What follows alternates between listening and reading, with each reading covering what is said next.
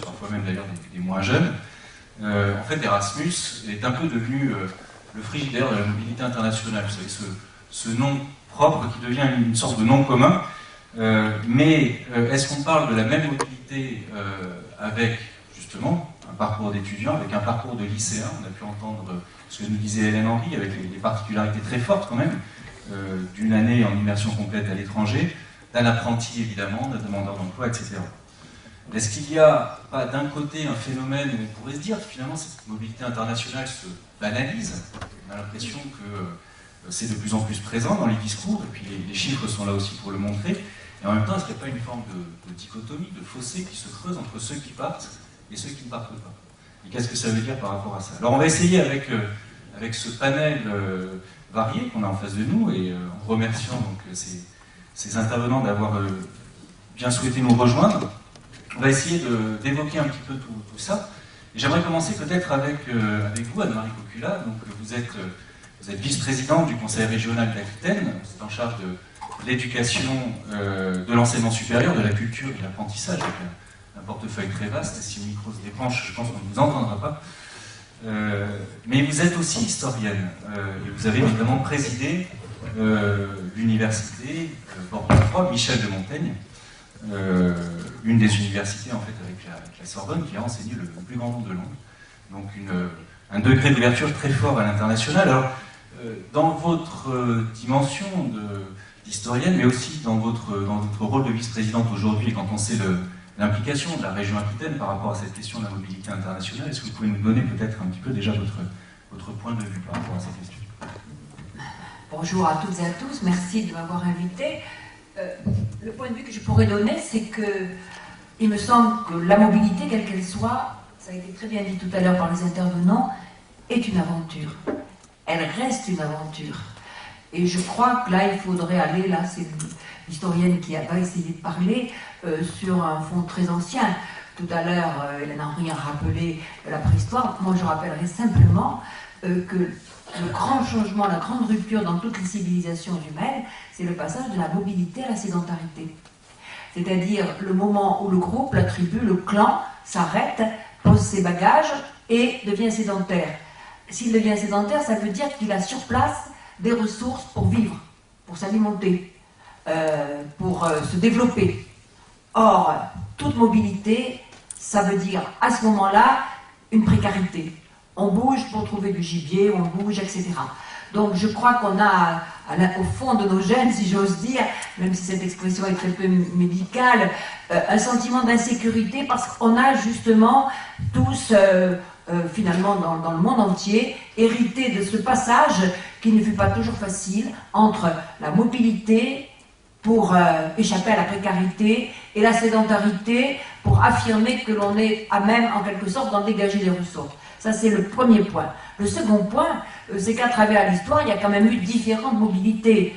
Il y a eu la mobilité qui a duré des siècles et qui a changé, mais qui ressemble un peu à ce qui se passe sur Erasmus, la mobilité des tours d'Europe, des tours de France, des tours d'Europe, des tours du monde à l'heure actuelle, qui consiste finalement, pour les élites, pour les étudiants de maintenant, pour ceux qui ont un bagage culturel, à aller voir, si j'ose dire, ailleurs et à compléter la thématique de votre université correspond tout à fait à cela.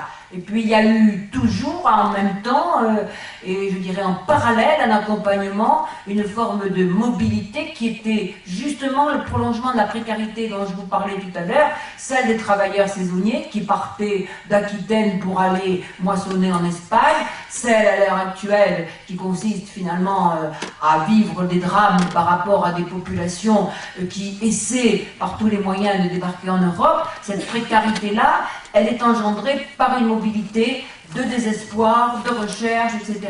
Elle a toujours existé. Elle a toujours existé, et bien évidemment, celle-là, elle ne fait pas grandir. Donc nous aurons aussi à nous interroger là-dessus. Et puis il y a, et je pense que c'est un des aspects très propres aux conseils régionaux, l'Aquitaine a joué en très bonne part, mais toutes les régions se sont préoccupées, le souci de faire qu'il y ait une mobilité précoce qui soit un apprentissage à la mobilité. Et par rapport à ce qui a été dit tout à l'heure, je pense que il faut faire très très vite une distinction entre la mobilité individuelle, celle qui fait qu'une personne, qu'un jeune s'en aille, mais qui trouve en quelque sorte, comme ça a été très bien expliqué tout à l'heure, une autre vie, notre patrie, entre guillemets, ailleurs. Et puis il y a la mobilité, je dirais, au départ, qui est une mobilité de groupe. Et je pense personnellement, et je crois que c'est ce que nous avons essayé de faire et de bien faire au Conseil régional, c'est le fait que le départ se fait en groupe et qu'il permet finalement, avec ce que l'on connaît chez soi, de pouvoir s'apprivoiser à l'étrangeté, pour pouvoir s'apprivoiser à ce que l'on découvre. Alors pour avoir accompagné assez souvent des jeunes, et je pense notamment ceux qui partaient en stage par rapport aux apprentis, ceux qui se dirigeaient vers les Olympiades des métiers, les épreuves des Olympiades des métiers, je me dis que finalement, à les regarder faire, à les regarder agir, à les regarder travailler, à les regarder produire pour certains des chefs-d'œuvre, je pense aux Olympiades des métiers, eh bien, ils avaient bien besoin finalement de ce secours, de ce recours au groupe. Donc je crois que quand nous évaluons et que nous regardons la mobilité, il faut penser à cette démarcation entre individus et groupe, et il faut réfléchir en quelque sorte à quelle est la bonne taille de ce groupe. Il est certain que si c'est toute une classe qui s'envoie, elle se déplace, mais je ne suis pas sûre qu'elle s'enrichit. Tandis que si c'est un groupe d'une dizaine ou d'une douzaine de personnes qui ont à la fois des intérêts communs, mais des soucis de connaître, d'apprendre davantage, je crois que là, c'est profitable. Donc ce que je voudrais dire, et j'en termine, si vous voulez, avec cela, c'est que nous devons, et nous l'avons fait, je pense, et nous l'avons aussi au Conseil régional d'Aquitaine, c'est finalement hiérarchiser en fonction des âges, en fonction des besoins, en fonction des désirs, en fonction de tout ce qui est affectivité, hiérarchiser tout cela pour se dire que l'accompagnement doit être différent. Et alors à cet égard, moi je salue qu'il y a le travail qui a été fait en amont, parce qu'à la région Aquitaine, nous nous sommes appuyés sur des travaux qui ont été faits en amont. Alors là, je reviens à l'université. Je pense que le travail qui a été fait par l'université de Bordeaux 3, notamment de fait de l'apprentissage des langues, par des collègues qui sont ici, par Régis Ritz, dont vous parliez tout à l'heure, je crois que nous continuons à travailler sur cette thématique-là et à faire en sorte, et ce qui me paraîtrait important de vos débats, à envisager le phénomène de la passerelle entre l'âge du lycée et de cette mobilité-là, ou l'âge de l'apprenti et de cette mobilité-là, avec une mobilité, celle des étudiants, celle des chercheurs. Donc voilà ce que je voulais dire en départ.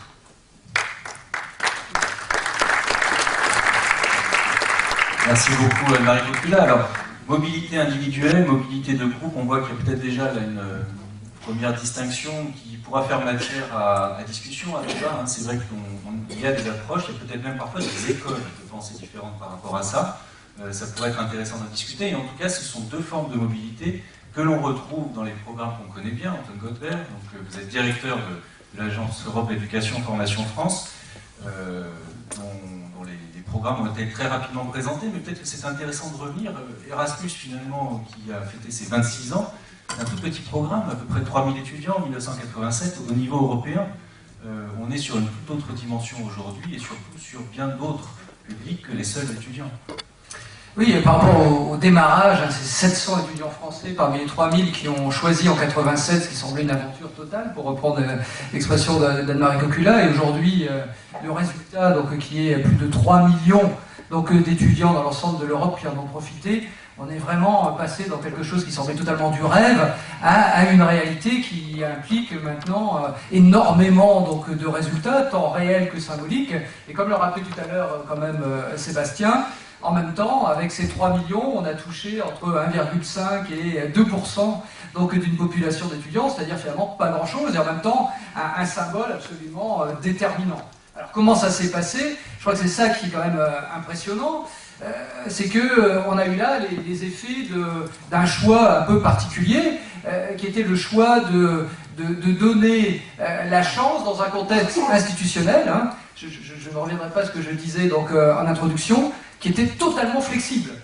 Je rappelle quand même qu'au démarrage, le programme Erasmus aurait dû être un financement totalement pris par la Commission européenne. Hein, les discussions avaient commencé en 1985, et pendant 2 ans, on a discuté pour savoir si ça devait être de l'ordre de la compétence de la Commission ou pas, ou si ça devait être un apport, et si derrière les États et ensuite les collectivités pouvaient donc abonder. Alors, qu'est-ce qu'il y avait derrière? Il y avait l'énorme peur que la Commission européenne se fasse le voie d'une internationalisation au-delà des États-nations. En fait, c'est un peu la revanche des parcours universitaires au XIIIe, au XIVe siècle, par-delà les États qui étaient en train de naître, ou alors la revanche des compagnons dans leur périple du XVIIe jusqu'au peut-être au XIXe. Donc peur qu'il y ait une trop grande fédéralisation donc, de la mobilité. Alors on a choisi quelque chose qui était très flexible, et comme d'habitude, on s'est dit, bah, c'est flexible, donc ça ne va pas vraiment marcher si on n'a pas une institution très claire.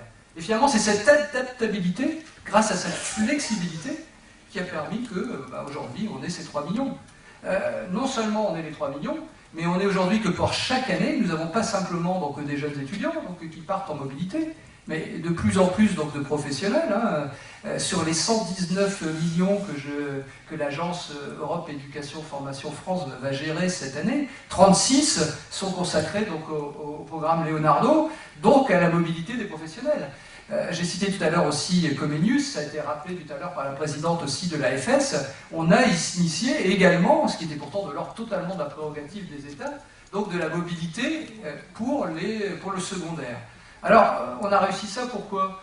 Pourquoi finalement ça a bien marché? Parce que je pense qu'il y a eu cette flexibilité. Alors, flexibilité dans l'institutionnalisation, on a mis en place des choses très différentes, comme ces agences, dont celle dont je m'occupe, qui étaient un peu des objets très, très hybrides, parfois un peu hétérodoxes par rapport à ce qu'étaient les institutions. Et en même temps, on a laissé libre tous ceux qui voulaient s'associer à ce mouvement de fond de pouvoir le faire. Ça a été vrai pour les collectivités, et on ne peut que se féliciter aujourd'hui, ça a été rappelé par Marie Cocula, du poids qu'il y a dans les mobilités, parce que les régions ont bien voulu accepter ce qui avait été finalement le contrat de démarrage donc de 87. Deuxième élément, flexibilité dans les publics qui sont concernés. Aujourd'hui, si j'ai poussé la théorie jusqu'au bout, je pourrais donc financer des mobilités de 3 à ce qui était le cas, jusqu'à 104 ans. Alors ça m'a peut-être influencé tout à l'heure quand je parlais de la mort des institutions, mais c'est vrai que dans la capacité donc, à pouvoir faire le dernier voyage, nous pouvons aussi l'aider, et c'est parfois peu connu. Nous avons beaucoup donc, de retraités qui veulent continuer donc, à pouvoir s'instruire. Ils peuvent le faire grâce à des contextes institutionnels un peu différents, les universités notamment interâge ou autre âge, et grâce au programme aussi Grundtvig. Donc la palette donc, de publics concernés institutionnellement par cette Europe donc, de la mobilité a été une palette extrêmement large. Alors, cette adaptabilité, elle a été aussi faite par, vous verrez tout à l'heure, donc ça a été rappelé, l'auberge espagnole. Là, on était dans les années 90, purement avec l'attractivité donc, de Barcelone. 10 ans plus tard, on a mis en place Erasmus Mundus pour pouvoir donc, accueillir des étudiants qui venaient donc, du monde entier, et plus simplement donc, qui visaient à aller passer un peu de bon temps donc, à Barcelone. Quelques années après, on a mis en place la mobilité de stage dans les entreprises. Alors aujourd'hui, c'est ça qui marche le mieux. On a plus 25% chaque année maintenant d'augmentation donc, de la mobilité de stage. C'est-à-dire qu'il y a une vraie demande pour pouvoir avoir une formation qui passe par les entreprises. Alors ce n'était pas très évident. Il est vrai que cette perspective a été offerte en 2006 et qu'on peut bien sûr se dire que la crise démarrant en 2007-2008 a beaucoup aidé à ce qu'il y ait ce renforcement donc, de cette mobilité de stage. Alors, on a des formes extrêmement variées. On a une adaptabilité politique extrêmement forte, et troisièmement, on a un énorme consensus social. Alors, consensus social qui fait qu'aujourd'hui, quand il y a des difficultés, y compris pour le budget européen, vous l'avez vu l'an dernier, on utilise Erasmus. Sébastien parlait tout à l'heure, c'est une marque, vraiment un branding comme Frigidaire, mais dès qu'il y a une menace sur le budget européen, on prend un bouclier, et ce bouclier s'appelle Erasmus. Alors c'est d'autant plus étonnant que quand on a choisi le nom, rappelez-vous quand même, et Stéphane Zweig le montre bien dans sa biographie, on a pris la biographie d'un perdant. Aujourd'hui, on passe beaucoup de temps à dire que nous avions la quintessence de l'humaniste, mais la vision du monde que voulait donc Erasme, tant à ses débuts qu'à Gand, à la fin donc en Suisse, c'était celle d'un perdant. Un perdant par rapport à un monde donc, que pouvaient incarner donc, les guerres de religion où l'intolérance s'est imposée. Mais cet espoir a demeuré. Donc ce n'était pas fait au démarrage en choisissant Erasmus qu'aujourd'hui on met en avant comme un bouclier. Dernier élément, adaptabilité géographique. On y reviendra donc demain avec Erasmus+, mais déjà pendant les 27 ans, il y a eu une vision du continent européen qui a été une vision qui finalement était bien au-delà de ce que l'on a l'habitude de connaître quand on parle institution. Comme vous le savez aujourd'hui, l'ensemble des programmes, que ce soit Leonardo, que ce soit Erasmus, que ce soit Comenius, sont ouverts à 34 États. On est donc dans un monde qui n'est pas du tout celui de l'Union européenne, qui n'est pas non plus celui du Conseil de l'Europe. Et en plus, avec Erasmus Mundus, et en plus avec Tempus, on a une ouverture à un espace autre, dans lequel la politique de voisinage est importante, le monde de l'Est, le monde du Sud, et puis les grands partenariats. C'est-à-dire qu'il y a eu aussi une vision que ces mobilités ne devaient pas être circonscrites simplement à un environnement institutionnel que l'on peut considérer comme insuffisant, au contraire trop important, mais qu'au contraire, on était là vraiment dans la capacité de créer un monde à part, comme seule l'université, a priori, pouvait en rêver, donc depuis ses débuts. Donc on est aujourd'hui avec un substrat qui est extrêmement labile. Et ça correspond très bien à ce que l'on souhaite donc pouvoir montrer comme Europe qui réussit. Capacité donc à pouvoir répondre à des demandes, je dirais, quasi conjoncturelles, et c'est malheureusement plus que jamais le cas quand on voit le chômage des plus jeunes donc, dans les pays, notamment donc, du Sud, et de l'autre, sur le temps long, capacité donc à pouvoir s'adapter vers plus d'employabilité s'il le faut, vers un espace donc, de déploiement qui soit différent que simplement un cadre préconçu, et puis bien entendu, adaptabilité aux différents publics, et on verra demain que tout ça aura des conséquences sur le monde dans lequel on va rentrer en 2014-2020. Et pour conclure, je dirais simplement que même si on a une adaptabilité, on a quand même un univers qui reste très restreint. Un univers qui reste très restreint en financement. Quand on voit que le nouveau programme, c'est 14 milliards, au lieu, si on rajoute peut-être 16 milliards, mettez ça par rapport aux fonds structurels et mettez ça donc, par rapport à la politique agricole commune, on est dans une vision donc, du monde par l'économie de la connaissance qui reste beaucoup de l'ordre du discursif, pas forcément de l'ordre de la réalité. Et en même temps, symboliquement, c'est essentiel. Et voilà, c'est pour ça que j'espère que dans les années à venir, on pourra justement profiter de l'expérience depuis 1947, donc de l'AFS, pour pouvoir aussi réfléchir à des visions un peu différentes. Et puis de toute façon, cet environnement européen qui a réussi par sa labillité n'est qu'une petite goutte d'eau dans un environnement un peu plus large que va maintenant, je pense, vous décrire Jean-Luc Clément. Merci beaucoup Antoine. Effectivement, on voit la progression assez fulgurante d'un programme comme Erasmus. Aujourd'hui, donc 3 millions d'étudiants cumulés, 250 000 étudiants européens mobiles chaque année, et ça ce n'est encore une fois, comme vous l'avez rappelé, que les étudiants de l'enseignement supérieur, mais c'est un phénomène qui est assez impressionnant finalement. Campus France, dans sa publication là, de juin dernier, rappelait que dans le monde, il y a 3 600 000 étudiants internationaux donc, qui sont en mobilité. C'est considérable et surtout c'est un phénomène qui visiblement est en voie d'accélération puisqu'on estime qu'il y en avait une progression de 40% depuis 2006. Alors qu'est-ce que ça nous dit ça? Est-ce qu'on est face à une mutation qui apparaît peut-être fondamentale du monde de l'enseignement supérieur en tout cas? Est-ce que la mobilité est en train de se banaliser dans l'enseignement supérieur? Et puis puisqu'on a évoqué l'autobiographie de Stefan Zweig, est-ce qu'il faut regretter le monde d'hier? Alors Jean-Luc Fauguet, vous êtes professeur des universités, vous avez été directeur des relations internationales et européennes du CNRS de 2001 à 2006, et aujourd'hui vous êtes conseiller pour la recherche auprès de la direction des relations européennes, internationales et à la coopération, la DREC, du MESR. Quel est votre regard par rapport à ça? Je m'appelle Jean-Luc. Je voyais mon voisin qui commençait à paniquer d'être Jean-Luc dans un ministère d'autorité. Rassurez-vous. J'ai parlé trop de mélange institutionnel, je suis désolé. Oui, je vais vous donner un éclairage, disons, plutôt du ministère, mais et aussi de professeurs d'université, de directeurs de laboratoire. Bon, il est clair que l'internationalisation des universités a toujours été.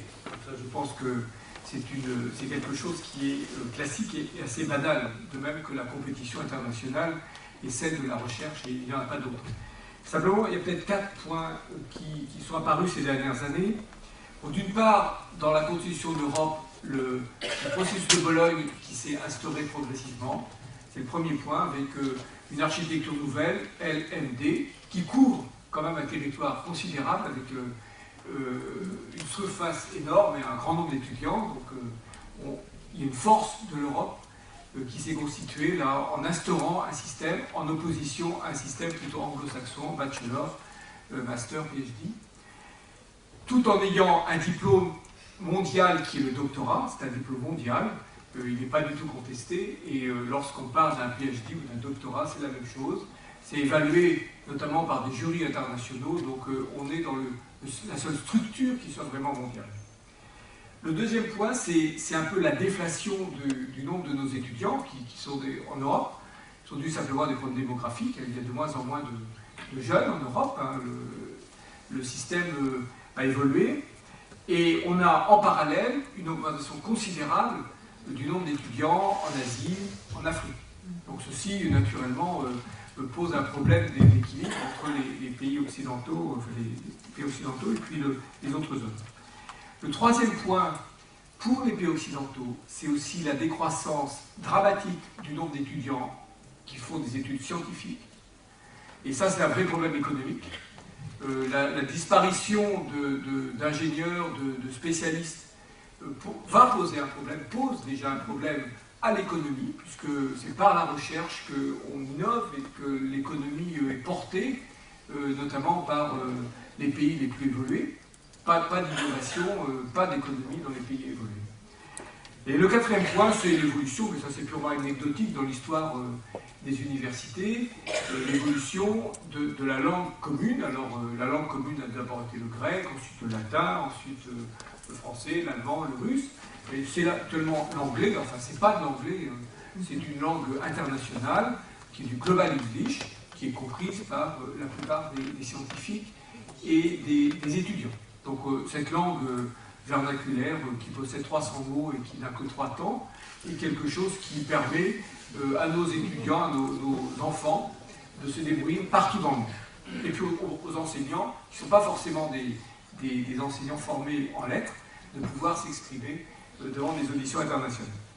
Donc ça, ce sont les 4 points majeurs qui fait que nous sommes dans une situation évolutive et qui amène finalement, alors du côté des universités, à répondre. Les universités répondent à ces différentes nouveautés. Alors comment répondent-elles? On peut dire aussi 4-5 points, 4-5 angles d'attaque pour répondre. Le premier, c'est une réponse communautaire, alors on vient d'en parler, c'est Erasmus, c'est la mobilité, qui s'appuie sur une structure, une architecture de diplômes commune, hein, le L, le M et le D. Le deuxième point, ce sont les échanges d'étudiants que réalisent les établissements, je vais revenir tout à l'heure. Le troisième point, c'est la codiplomation. C'est quelque chose qui est nouveau depuis un certain nombre d'années. Comment arrive-t-on à réaliser des codiplomations? Et enfin, le dernier point, c'est la projection des universités dans un autre pays. Alors, c'est valable pour nos universités ou nos écoles qui se projettent à l'étranger, mais c'est aussi valable pour les autres universités qui viennent se projeter en France. Et donc c'est un défi majeur. Quand vous aurez à Bordeaux l'université de Cambridge ou d'Oxford qui installera un site, ça va changer beaucoup la perception même de nos propres enseignants-chercheurs, des professeurs, et puis des étudiants. Où iront-ils? Est-ce qu'ils préféreront avoir un diplôme de l'université d'Oxford ou de l'université de Bordeaux? Même fusionnel, pour certains d'entre elles. Donc on est devant un point important. Alors, le LMD, je ne vais pas revenir dessus, c'est quand même une architecture commune, c'est un système qui doit être plus lisible pour les étudiants et pour les employeurs, c'est très important. Alors vous avez entendu, notre ministre veut ramener, à juste titre, il me semble, nos différents diplômes à un cadre plus simple, plus compréhensible, notamment au niveau des masters, qui permet de remettre des choses un peu plus au carré, avec des crédits ECTS. Donc c'est aussi une modification complète quand on établit une maquette d'enseignement. On se place dans ce type de CTS, avec des semestres, qui permet ensuite aux étudiants de bouger. Donc on rentre dans une norme qui permet la mobilité de nos étudiants. Et puis en fait, un problème de qualité. Il est clair que nous devons avoir des standards européens et nous devons suivre des lignes communes de manière à pouvoir rentrer dans un système qui va jusqu'à la reconnaissance des diplômes.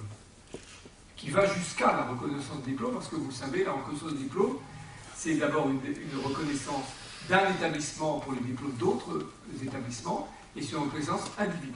Donc il n'y a pas de reconnaissance entre les gouvernements de tous les diplômes, c'est simplement une espèce de guide de bonne pratique, de manière à ce que les choses arrivent. Alors Erasmus, on n'en a pas parlé, mais ça a des objectifs importants quand même. L'objectif, c'est 20% des diplômés qui auront séjourné dans un pays européen, pendant une période qui n'est pas petite, puisque 3 mois minimum, 15 CTS équivalents, donc il y a déjà une espèce de norme, et puis tout ceci au niveau d'Erasmus pour tous, Erasmus+, qui va vers 2,1 millions de mobilités, alors que dans le système actuel, on est vers 1,5 million de mobilités. Donc une croissance, pas tout à fait doublement quand même, une croissance importante, avec tout un système qui se met en place, en espérant avoir 330 000 étudiants en master qui bougent, et avec notamment des projets de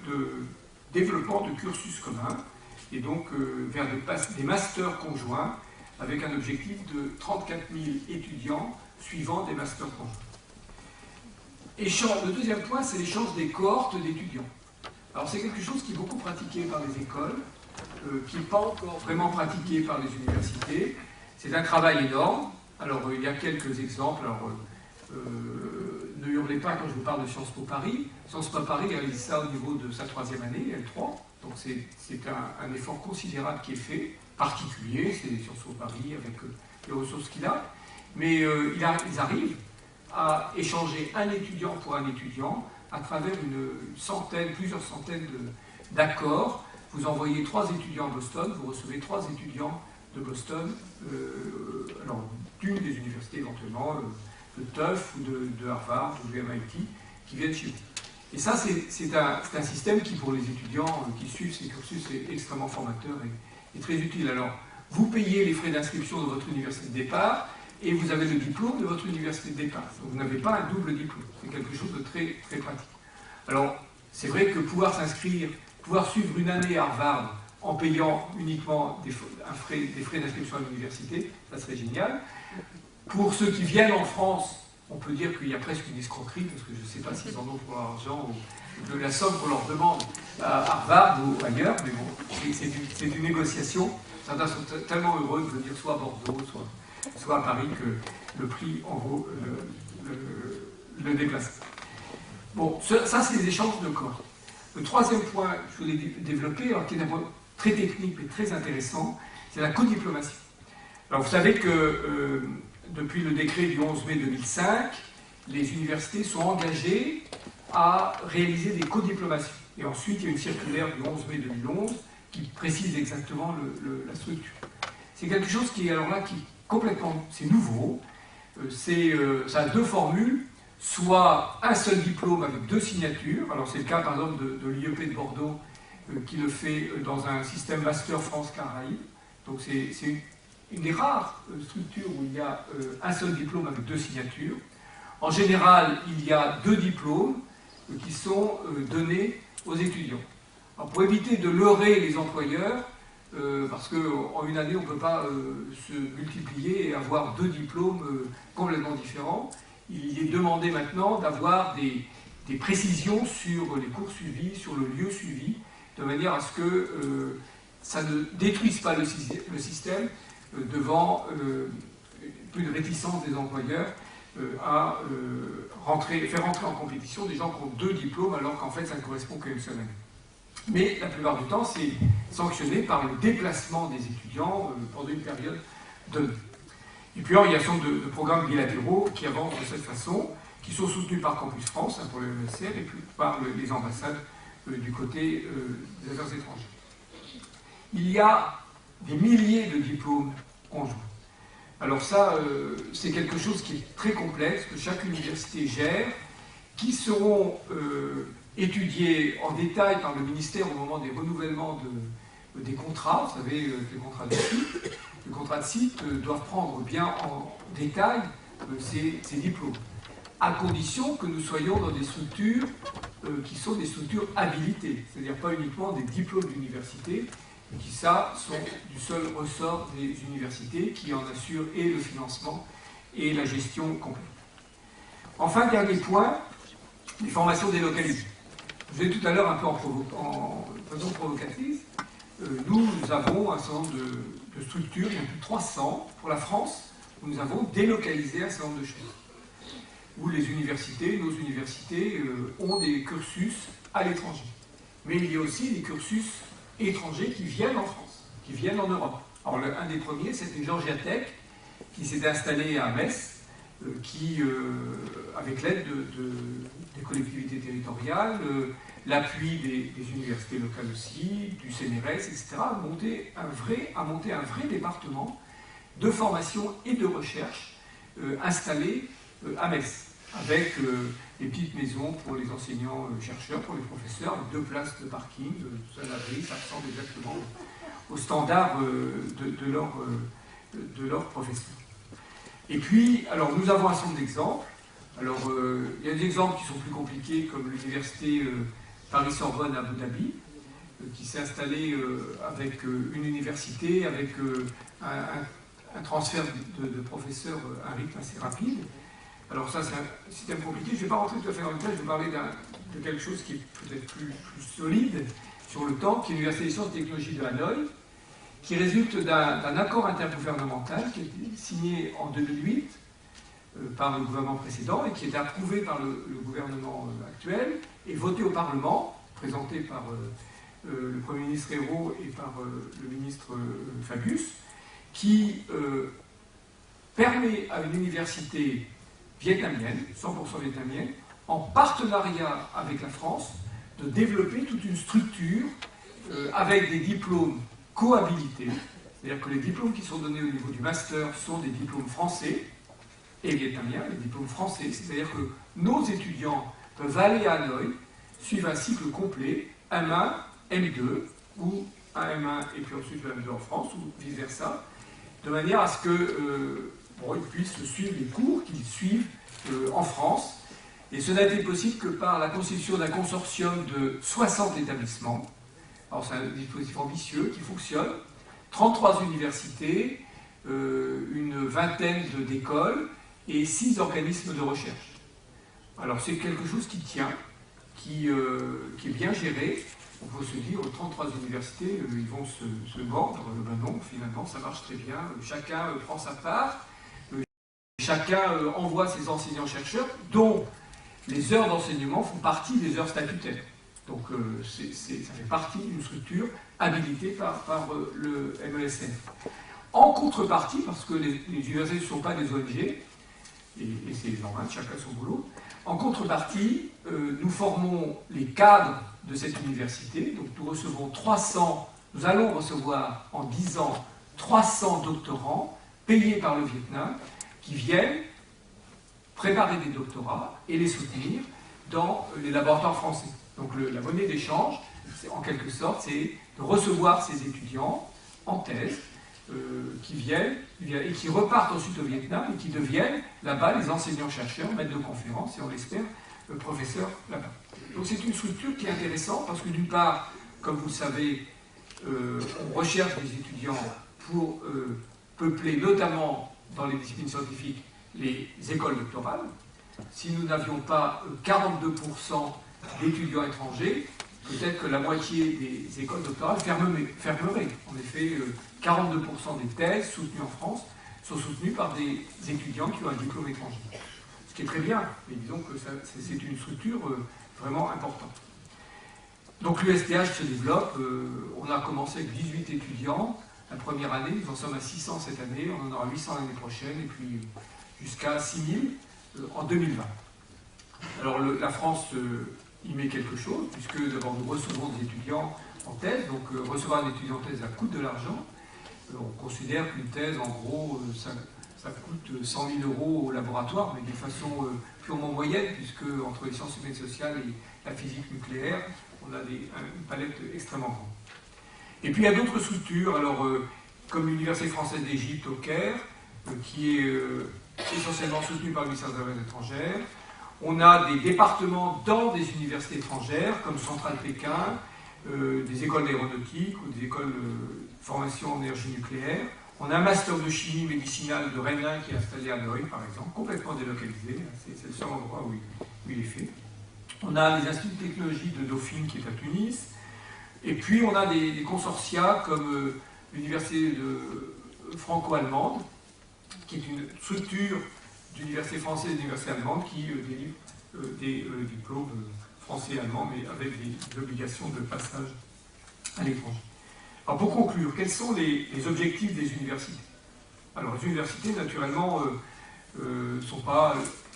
ont un but à chaque fois, et ça fait partie de leur stratégie. Et c'est une stratégie qui est analysée au moment de leur contrat. Et ceci est validé et accompagné éventuellement financièrement. Bon, c'est attirer les étudiants étrangers pour ensuite les faire rentrer dans leur master, dans leur doctorat, ceci grâce aux co-diplomations. Et puis ça permet aussi d'établir des liens pour la recherche. Il n'y a pas d'université sans recherche, et avoir des laboratoires mixtes internationaux, qui étaient jusqu'à maintenant l'apanage des organismes de recherche, peut aussi devenir un outil pour les universités.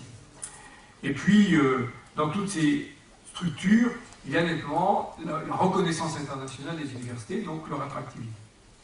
Alors qu'est-ce qu'on recommande, qu'est-ce que le ministère recommande dans toutes ces structures qui sont très compliquées, nombreuses, il y a des milliers de structures parallèles?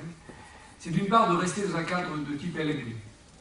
Ensuite, de travailler essentiellement avec des structures habilitées. Parce que les diplômes d'université, ça peut être très bien pour mettre un peu d'argent dans les finances de l'université, mais ça ne concerne pas du tout le ministère. On cherche aussi à avoir des liens avec les écoles doctorales, pour les raisons que je vous donnais tout à l'heure. Les cours peuvent se faire en anglais. Maintenant, c'est quelque chose que le peuple approuve, puisque ça a été voté au Parlement il n'y a pas très longtemps, dans un débat compliqué, mais ça a été voté, à condition qu'il y ait une formation en français. Donc on dit, on soutient la francophonie en prenant des étudiants qui ne parlent pas du tout français, qui parlent qu'anglais, quelquefois mal anglais, mais peu importe, qui se débrouillent, mais ils doivent repartir dans leur pays en sachant français, en parlant français. Création d'unités mixtes internationales, je vous en ai parlé tout à l'heure, et puis essayer d'associer les universités les unes aux autres. Et je vous donne 3 points de réflexion pour terminer. Le premier, c'est le développement des cours en ligne totalement ouverts, qu'on appelle les MOOCs en anglais ou les clubs en français. Et donc, c'est une ouverture intéressante. Donc là, il faudra réfléchir un peu en détail. Le deuxième point, c'est la protection du patrimoine industriel et économique. C'est un point qui est crucial, parce qu'accueillir des étudiants, c'est bien, protéger le patrimoine économique, c'est aussi bien, et donc il y a tout un équilibre entre les deux. Et on n'est pas dans un monde de bisounours.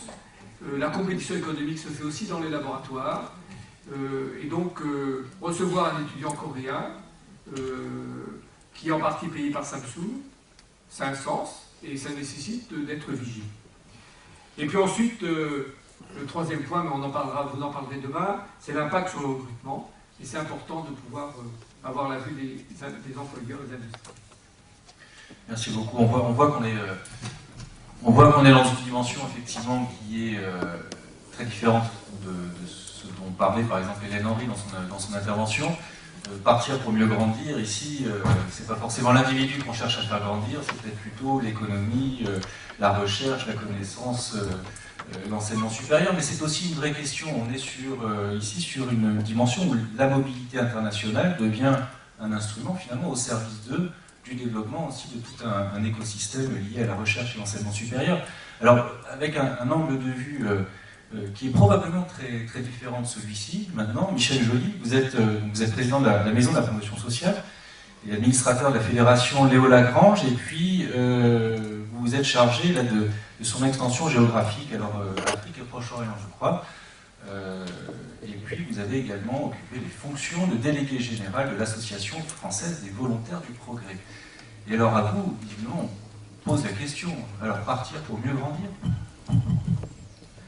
Merci pour cette question. Je ne voudrais pas casser l'ambiance, mais c'est vrai que je vais aborder le sujet peut-être avec un éclairage très différent, tout en étant très admiratif de ce que j'ai entendu et de l'enthousiasme qu'ont les universitaires par rapport à cette problématique. Envoyer le maximum de jeunes à l'étranger pour poursuivre leurs études, pour rencontrer l'autre et en faire des citoyens quasi universalistes. Je trouve que ça c'est beau, que c'est ambitieux, que ça frise un petit peu l'utopie, parce que j'ai le sentiment que, au fond, tout cela se passe un peu entre vous, et que la mobilité concerne d'autres catégories de personnes, et qu'il faut quand même en parler. Dans ce colloque, on nous pose simultanément 3 questions. La première, c'est partir pour mieux grandir, point d'interrogation, je dis tiens. La seconde, c'est la mobilité internationale comme atout de promotion sociale. Alors, je pense que vous avez bien compris le sens de la question. La mobilité internationale comme atout de promotion sociale. Et puis enfin, l'interculturalité. Ces 3 questions, elles sont évidemment connectées entre elles, mais on ne les a pas toujours abordées jusqu'à maintenant, on les a peut-être un peu disjointes. Prenons pour le cas de l'interculturalité. Qu'est-ce que c'est l'interculturalité? Est-ce qu'on est capable de donner une définition univoque de l'interculturalité? Est-ce que c'est la capacité à des gens de cultures différentes à vivre ensemble? Oui, pourquoi pas. Ça pourrait être à ce moment-là le développement séparé qu'on a connu en Afrique du Sud. Ça pourrait être l'apartheid. Est-ce que c'est la capacité à soumettre l'autre, à lui faire admettre que sa culture ne vaut pas la nôtre et que on peut quand même vivre en bonne intelligence? On en a d'autres exemples, pas m'étendre là-dessus. Est-ce que c'est le conflit? Après tout, pourquoi pas? Ça peut aussi, c'est une forme d'interculturalité. Et puis, ça peut être le métissage. Ah, le métissage, ça peut être la bonne solution. Métissage ethnique, bon, très bien, le Brésil. Métissage culturel, ouais, c'est plus compliqué, on le voit autour de la Méditerranée. Mais enfin, on se dit qu'après tout, bon, il y a beaucoup d'Italiens qui sont devenus français, beaucoup de Polonais qui sont devenus français. Curieusement, il n'y a pas beaucoup d'Arabes qui se destinent à devenir français en l'état actuel des choses. Cependant, il faut qu'on trouve une définition à cette interculturalité. Qu'est-ce que ça veut dire? Qu'est-ce que ça veut dire sinon une capacité, une aptitude que chacun devrait avoir à comprendre comment l'autre voit le monde? Et ça, c'est compliqué. Comprendre comment les autres comprennent. Et ça, à mon avis, c'est quelque chose qui doit faire l'objet d'un enseignement. Évidemment, c'est pas très facile, et là, on est vraiment dans le champ de la complexité d'Edgar Morin. On va le laisser de côté pour le moment, mais on peut quand même penser que cette aptitude à comprendre comment les autres comprennent le monde nécessite nécessairement d'aller les voir chez eux. D'où une justification de la mobilité par la curiosité. Ce que je voudrais dire aussi, c'est que, au moins pour ce qui est de la France, la mobilité, telle qu'on l'a définie, même celle des universitaires, même celle des étudiants, et puis celle dont je vais vous parler tout à l'heure, s'enracine quand même dans l'histoire de l'Occident, dans l'histoire de la France, on l'a dit tout à l'heure, mais peut-être en n'insistant pas suffisamment sur l'épisode colonial, qui quand même a amené notre pays à exploiter, je dirais dans tous les sens du terme, les pays du Sud. Les exploiter pour leur richesse minière, bien sûr, leur richesse, la richesse de leur forêt, et puis le pétrole. Puis exploiter aussi les personnes, hein, non seulement pour les faire travailler chez eux, mais au prix d'une certaine mobilité, en leur demandant de venir travailler chez nous. Travailler pour faire la guerre. 14-18, on a quand même eu beaucoup d'Africains qui sont venus, qui ont traversé la Méditerranée, et pas à la nage, pour faire la guerre à nos côtés. Et puis quand il a fallu construire les 4 chevaux, après la guerre de la Deuxième Guerre mondiale, c'est à nouveau des travailleurs du Sud qui sont venus en France. Et c'est ainsi qu'a commencé toute la problématique de notre relation avec le monde musulman. Ce mouvement vers l'Afrique nous a amené en France à constituer toute une administration, à former tout un ensemble de spécialistes de l'outre-mer, que ce soit pour faire des cadres, des organisateurs, des administrateurs, des instituteurs, des militaires naturellement. Encore que les militaires, je voudrais quand même là ouvrir une parenthèse, étant moi-même ancien médecin des armées, les militaires ont fait effectivement participer à l'épopée coloniale, mais ont permis de former beaucoup de personnes sur place. Je pense notamment, évidemment, à mes anciens camarades de l'école du Pharaon à Marseille, mais aussi à Santé-Naval, à Bordeaux, et puis à Lyon, puisque moi je sors de Lyon. Nous avons quand même des anciens qui ont fait un travail assez remarquable dans le cadre de programmes de santé publique. Et là, effectivement, c'est un exemple où il y a eu un véritable transfert très précoce de savoir entre la France et les pays du Sud. Alors, de quoi je voulais vous parler pour vous dire qu'on décalait un peu le message? Je voulais vous parler du volontariat. Le volontariat, c'est quelque chose d'un peu particulier, d'assez spécifique à la France, qui est né justement au décours de cette aventure coloniale. Car il s'est avéré qu'ayant un réseau aussi dense de Français présents sur place, il était relativement facile d'organiser le déplacement de jeunes volontaires qui voulaient passer quelques mois dans l'aventure coloniale, parce que c'était encore l'aventure coloniale. Il faisait ce qu'on pourrait appeler un volontariat de découverte, un volontariat d'initiation, un volontariat d'aventure. C'était en quelque sorte la belle époque. Beaucoup d'autres associations ont commencé à créer comme ça des volontariats dits de développement, qui n'étaient pas très efficaces, il faut bien le dire, en tant que développeurs, mais qui étaient très utiles pour la connaissance de l'autre, et notamment des pays du Sud. Peu à peu, ce volontariat s'est structuré, s'est organisé. Là, je vais passer très vite, je vais vous la faire très courte, parce que cette histoire est longue, et elle a pris notamment un tournant extrêmement important avec l'apparition du sans-frontiérisme et la création de Médecins sans frontières après la guerre de Biafra.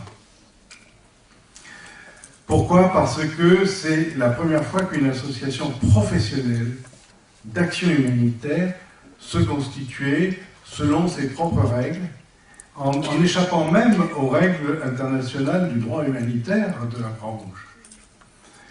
Et c'est ainsi qu'a commencé une autre épopée, parallèle à celle du développement.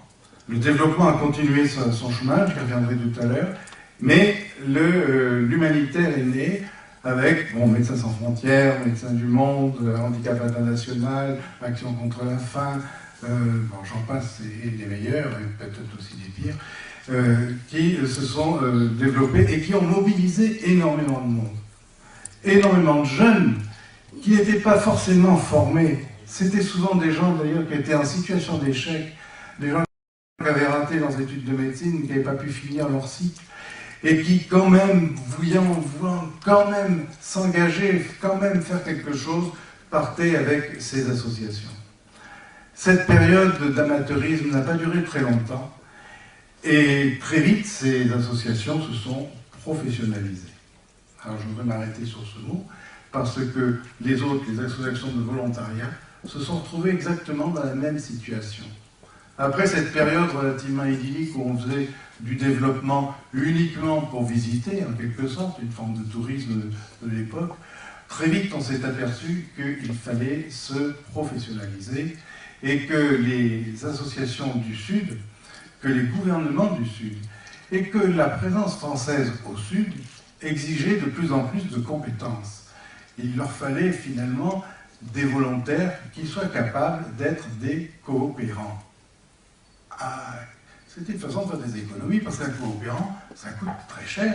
Donc on lui a payé sa villa, son 4x4, sa piscine. Au bout du compte, le coût efficacité du coopérant pouvait paraître assez élevé. Donc le volontaire se trouvait être quelqu'un de fort utile, à condition qu'il soit qualifié. Et c'est comme ça qu'on a commencé à envoyer en Afrique des bacs plus 5, des bacs plus 6, des gens super titrés, pour faire un travail relativement simple, hein, creuser des puits, installer des barrages collinaires, faire de la pisciculture, que sais-je. Il n'y a pas besoin d'avoir autant de diplômes et de titres, mais par contre, ça faisait beaucoup plus chic pour les autorités françaises présentes là-bas et aussi pour les autorités de ces pays-là qui se trouvaient flattés au fond d'accueillir des volontaires aussi titrés. Et c'est ainsi qu'on a fini par professionnaliser le volontariat. C'est ça que vous l'avez compris. Je voulais en arriver là. Je voulais arriver à dire qu'on a professionnalisé le volontariat. Ça ne pouvait pas durer trop longtemps, cette affaire, parce que, de ce fait, on laissait sur le bord du chemin la possibilité à des jeunes de faire du volontariat parce qu'ils n'étaient pas assez diplômés. Alors qu'en réalité, les diplômes ne servaient pas à grand-chose. Peu à peu, on a compris qu'il fallait fonctionner autrement. Si bien qu'on en est arrivé à une situation, au moins pour ce qui est du développement, pour les associations dites de développement, dont la principale était l'Association française des volontaires du progrès, de leur demander de cesser leurs activités de cette manière-là, de cesser d'exister en tant qu'association spécifique et de se regrouper sous la forme d'une plateforme administrative d'envoi de volontaires. C'est le système qui existe aujourd'hui avec France Volontaire. France Volontaire qui est une partie du service civique de M. Hirsch. Donc maintenant c'est la voie officielle pour pouvoir faire du volontariat de développement dans le Sud. Il faut passer par ce dispositif. C'est pas mal parce que ça permet d'envoyer beaucoup plus de volontaires. L'inconvénient, c'est qu'à partir du moment où c'est un collectif d'associations qui s'est regroupé pour faire une plateforme administrative, eh bien l'encadrement peu à peu a disparu et n'est plus en mesure de proposer des projets. C'est-à-dire que les volontaires qui arrivent dans les pays du Sud sont obligés de se chercher eux-mêmes l'association partenaire du Sud qui veut bien leur donner quelque chose à faire dans leur domaine de compétences. Bon, j'espère que les choses s'arrangeront, mais pour le moment, on a gagné en quantitatif, on a peut-être perdu un peu en qualitatif. Je terminerai en disant deux choses. La première concerne la préparation au départ. Ces volontaires, il faut bien voir, moi je suis complètement d'accord avec ce qu'a dit Hélène Henry. C'était peut-être peint en bleu quand même, hein. C'était vraiment très joli. Mais elle avait fondamentalement raison sur tous les points. Hein. Notamment la nécessité de bien sélectionner les volontaires qui veulent partir. Bien sélectionner sur le plan psychologique. S'assurer qu'ils veulent partir pour faire quelque chose, qu'ils ont une vraie motivation positive, qu'ils ont un vrai projet qu'ils ne veulent pas partir pour fuir quelque chose, pour fuir la famille, pour fuir une déception, pour fuir les échecs, pour fuir une mauvaise estime de soi qu'ils pensent pouvoir perdre cette mauvaise estime en allant de l'autre côté du monde. Il faut qu'ils sachent, et il faut leur dire à tous ces volontaires qui veulent partir que leurs problèmes, ils les retrouveront intacts au retour, et même qu'ils les vivront même sur le terrain. Ensuite, il faut s'assurer qu'ils ont une compétence. Et s'ils ne l'ont pas, il faut être en mesure de leur en donner une. C'est ainsi qu'on a créé l'école Bioforce Développement à Lyon, au Minguette, l'école Bioforce Développement qui forme des professionnels de l'action humanitaire dans deux branches, la branche administrative, la branche logistique. Et là, ces jeunes qui sont formés vont chercher eux-mêmes un emploi dans les grandes associations de développement ou d'action humanitaire. Et ils se présentent avec un diplôme qui certifie qu'ils ont un minimum de connaissances et qu'ils peuvent échapper à l'ensemble des pièges qui se présentent à eux sur le terrain. J'ai à peu près tout dit pour ce qui est du départ. Alors, il y a un problème de santé, leur expliquer que le climat n'est pas le même, qu'il y a des difficultés, qu'il peut y avoir des guerres, il peut y avoir des attentats, qu'il faut savoir passer les checkpoints, qu'il faut savoir faire des tas de choses, qu'il faut savoir télécommuniquer. Tout ça, c'est appris, ça doit être appris, ça doit être connu. Et puis, il y a le problème du retour, qui est beaucoup plus important. Car au retour, les choses sont parfois difficiles. Les volontaires, surtout ceux de l'action humanitaire, ont parfois vécu des épisodes extrêmement durs, liés à des situations de guerre, liés au terrorisme, liés à tout ce que vous voulez. Et beaucoup d'entre eux déclenchent des syndromes psychologiques de défaillance à long terme qui peuvent entraîner des complications extrêmement graves sur le plan psychiatrique. Il faut donc faire en sorte que ceux qui ont connu ces situations-là aient un débriefing comme on le fait aujourd'hui maintenant. Vous savez, chaque fois qu'il y a un accident de la route, les psychologues arrivent avant les pompiers.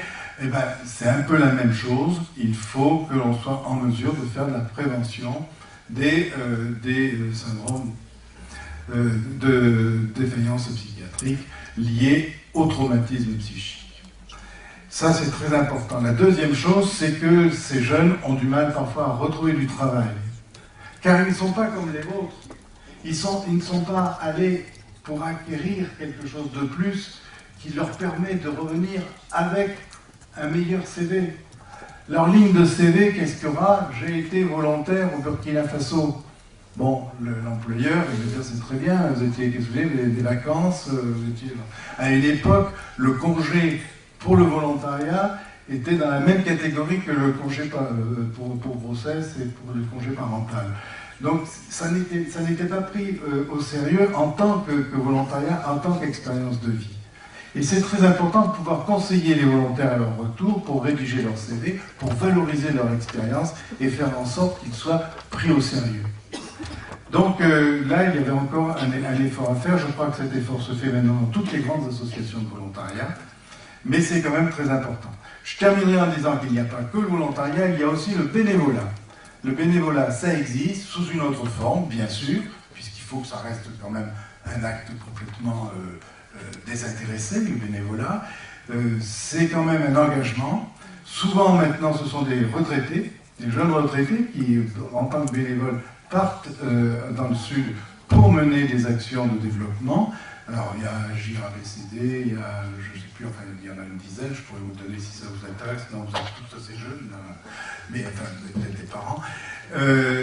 Donc, les retraités qui peuvent partir, et puis des jeunes qui peuvent s'organiser eux-mêmes pour monter des chantiers de jeunes internationaux.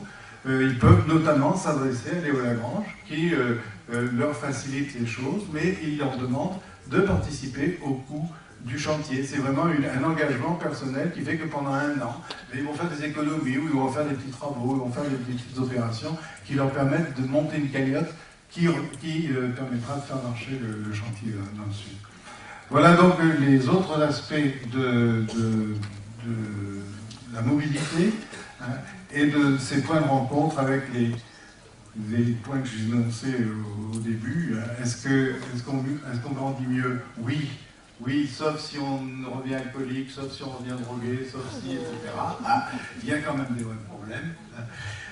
Que la mobilité internationale, est-ce que ça assure la promotion sociale? Oui, à condition que le CV soit bien rempli, que l'on soit capable de se mieux vendre grâce à cette expérience, c'est important aussi. Et puis l'interculturalité, ben oui, c'est évident, la plupart des jeunes qui ont fait un séjour de volontaire dans le Sud ont acquis cette capacité de comprendre ce qu'il y a dans l'autre et de mieux comprendre le monde.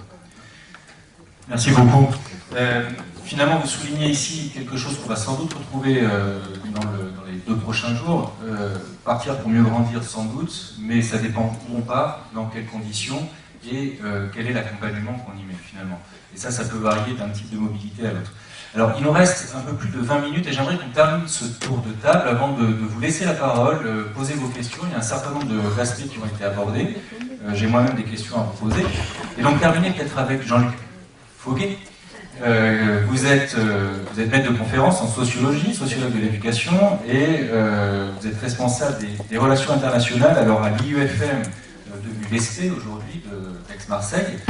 Et c'est un peu ce regard de sociologue que vous souhaitez poser un petit peu sur le sujet. Oui, merci. J'ai effectivement des titres moins prestigieux que celui de tout à l'heure. Bon, oui, je suis un peu embêté parce qu'effectivement j'ai la double casquette et comme m'occupant des relations internationales, je suis, on peut le dire, enthousiaste sur tout ce qui a été dit, sur les programmes.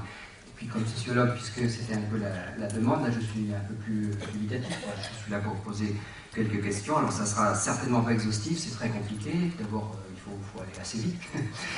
et puis bon, les choses sont très vastes. Et donc c'est pas possible, c'est mission impossible. Ce qui est sûr, c'est qu'il n'y a pas que l'université, bon, ça a été dit sur d'autres champs, mais c'est l'ensemble de la planète quoi, qui est en mouvement, on le sent bien. Quand je dis l'ensemble de la planète, c'est des réfugiés, c'est des migrations absolument tragiques, très souvent. Il y a Erasmus et Erasmus Mundus, on en parlera peut-être après sur les questions d'enseignement, enfin, je n'en parlerai pas maintenant. Il y a les universitaires eux-mêmes, les chercheurs qui bougent, qui sont invités pour mais pas tous, hein, c'est bien, c'est plutôt les plus prestigieux qui sont invités, et puis c'est pas la même chose d'être invité à Limoges qu'à Yale, ça c'est sûr, mais bon, il y a quand même des mouvements qui se font, c'est rare maintenant quand même de faire une carrière sans avoir été prof invité, donc c'est quand même des choses qui bougent. Il y a aussi, on ne l'a pas évoqué, mais il y a des experts, européens ou internationaux qui ajoutent quand même pas mal de mobilité. Et les chiffres bon, sont là pour témoigner effectivement de ces faits. Il y en a plein qui ont été dit. Je peux rajouter qu'il y a 31 millions, sauf erreur, de réfugiés aujourd'hui, ce qui est quand même un chiffre extrêmement fort. Et 1 milliard, j'ai pris cette note, 1 milliard de passagers en situation régulière par an qui passent. Mais bon, c'est 1 milliard, quoi. C'est quand même très important. Donc on est passé, semble-t-il, je dis bien semble-t-il parce que j'ai plus de questions que de réponses là-dessus, d'une France, pour ce qui nous concerne, on se souvient de 81, quoi, avec l'affiche de Mitterrand, d'un village immobile, quoi, autour d'un clocher, autour de paysages bucoliques immémoriaux, à des mobilités exponentielles aujourd'hui. Là encore, des chiffres que je prends chez Jean Viard, 62 millions d'habitants pour la France, 75 millions de touristes étrangers par an, 150 millions de touristes nationaux par an. Ça provoque évidemment tout autour de nous le sentiment, qui n'est pas simplement un sentiment, que ça bouge beaucoup. Ça bouge beaucoup, et notre monde universitaire n'est qu'une petite partie de ces mobilités-là. Même les ruraux bougent, alors évidemment ils ne bougent pas de la même façon, mais bon, j'ai fait pendant une dizaine d'années des enquêtes dans les départements ruraux du Sud, alors pas les Bouches-du-Rhône, au-dessus, et il y avait plus de 50% ou 50% des familles qui n'étaient pas nées dans le département. Alors, ils n'étaient pas nés à Pondichéry ou autre, mais enfin, ils n'étaient pas nés dans le département, alors qu'on s'attendait quand même à des choses beaucoup plus immobiles. Donc je crois qu'il faut penser cette mobilité, cet accroissement de la mobilité dans quelque chose qui est le temps libre, et pas simplement le temps des études. Et ce temps libre a effectivement explosé ces dernières années, ces dernières décennies, puisque on travaille moins longtemps, alors en heures. Hein. Bon, on travaille moins longtemps en heures, même s'il y a des débats et des discussions importantes là-dessus, et on vit plus longtemps, et surtout on vit plus longtemps en bonne santé.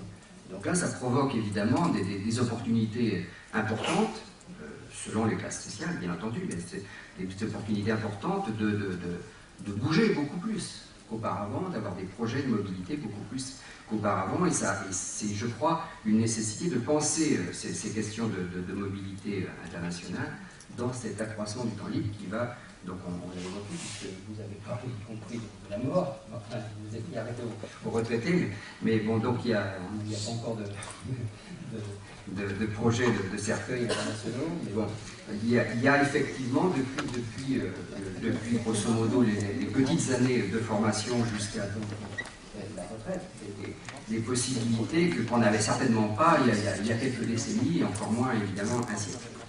Mais le problème un des problèmes, j'en ai pisté 2 ou 3 comme ça pour discuter entre nous, premier problème, c'est que ça me semble, ces mobilités-là, cette compression de l'espace-temps déconnecté de la vie démocratique, de la vie politique que l'on peut rencontrer en France ou ailleurs. Et c'est certainement pas, enfin je ne crois pas, le Parlement européen qui peut prétendre à pouvoir représenter cet espace démocratique et politique qui pourrait penser, gérer, organiser cette compression de l'espace-temps. On le voit bien, je veux dire, vous avez tous vu comme moi, et pas simplement parce que je viens de Marseille, que tous sont prêts à la télévision sur les primaires socialistes de Marseille, donc au niveau municipal, ou les cantonales de Brignoles. Alors évidemment,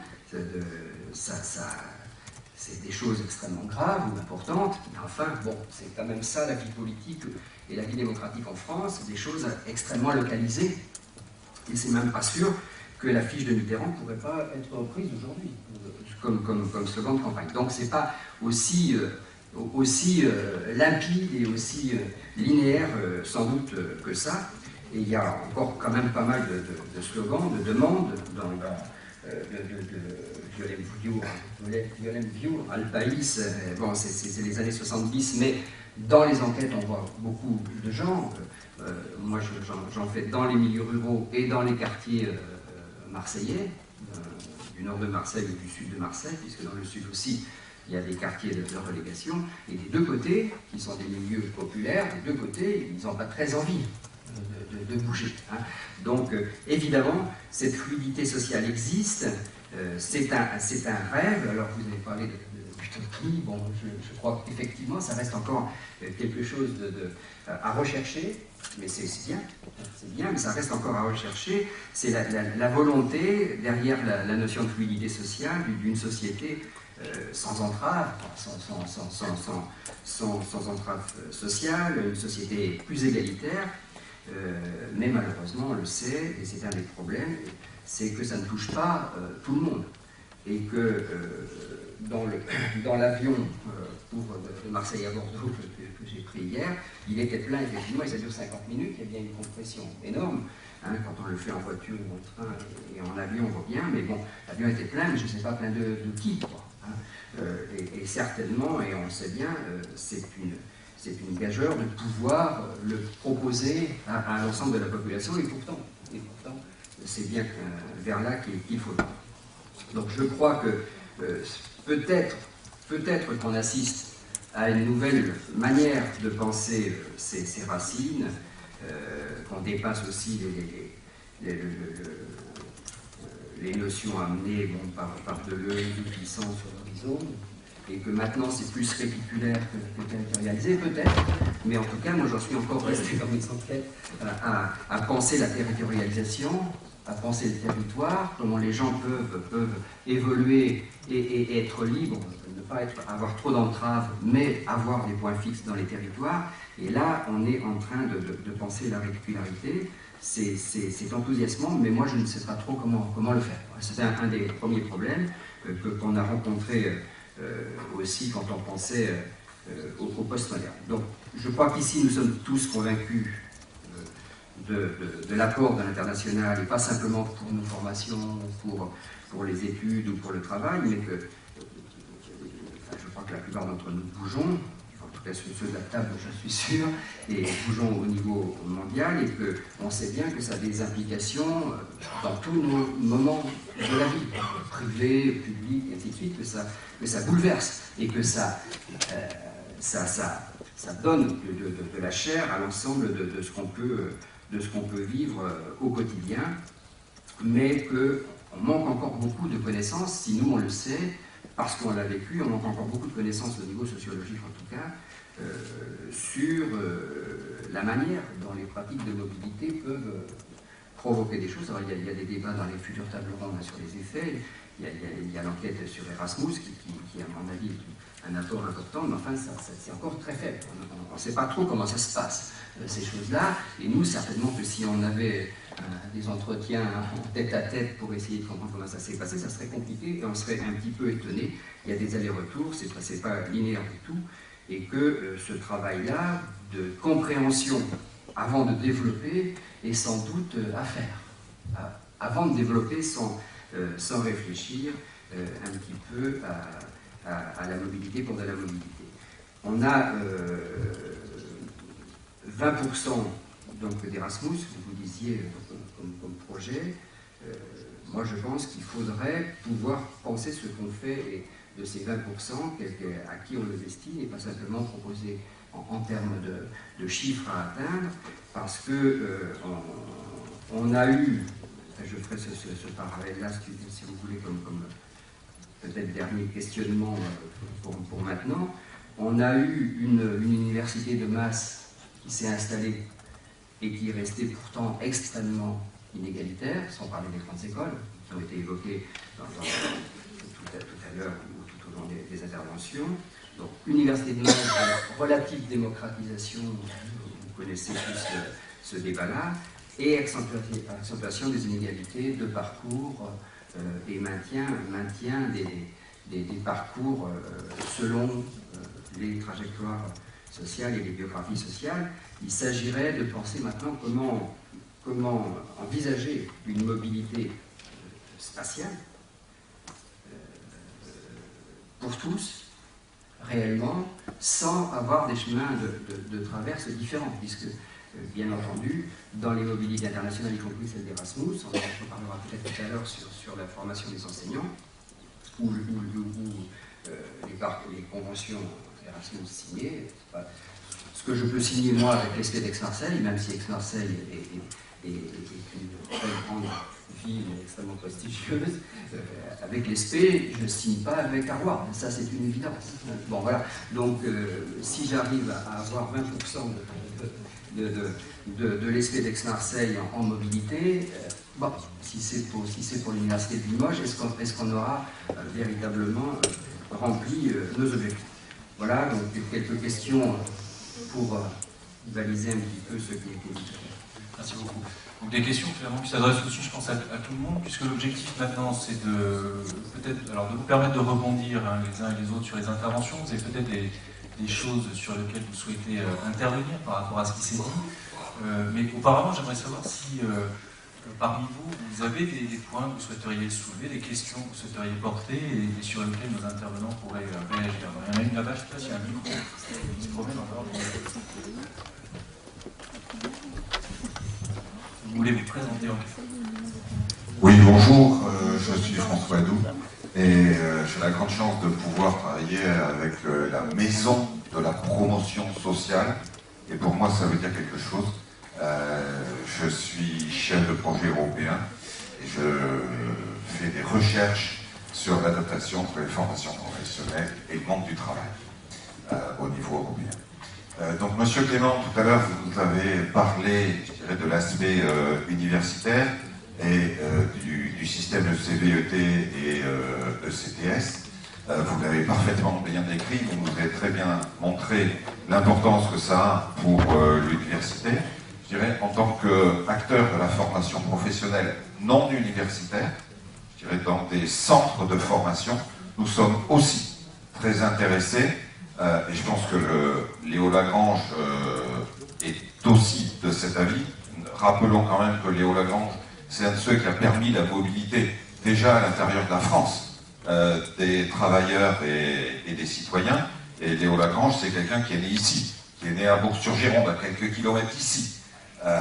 Donc c'est quelque chose d'important. Comment, je dirais, les organismes de formation qui délivrent des diplômes, qui font de l'accompagnement professionnel, qui font de la formation professionnelle, peuvent s'intégrer et quels outils sont à leur disposition pour que la mobilité internationale, le CTS, le CVED, soient aussi à leur disposition et puissent renforcer leur travail d'intégration des gens, soit en difficulté, soit des étudiants dans le monde du travail.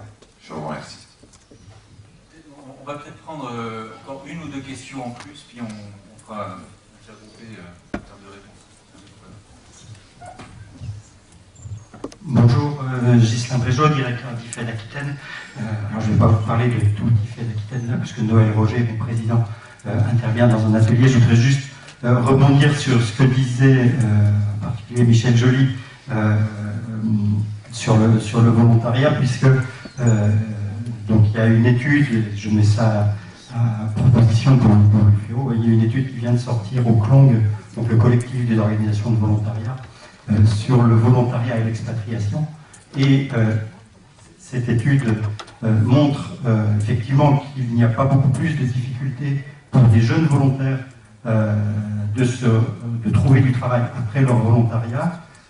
Et également, je crois que c'est important aussi de le souligner, parce que ça n'a pas été trop abordé dans les questions qui ont été abordées tout de suite, c'est que les jeunes qui partent comme volontaires, souvent, ont aussi des capacités d'engagement comme citoyens à leur retour.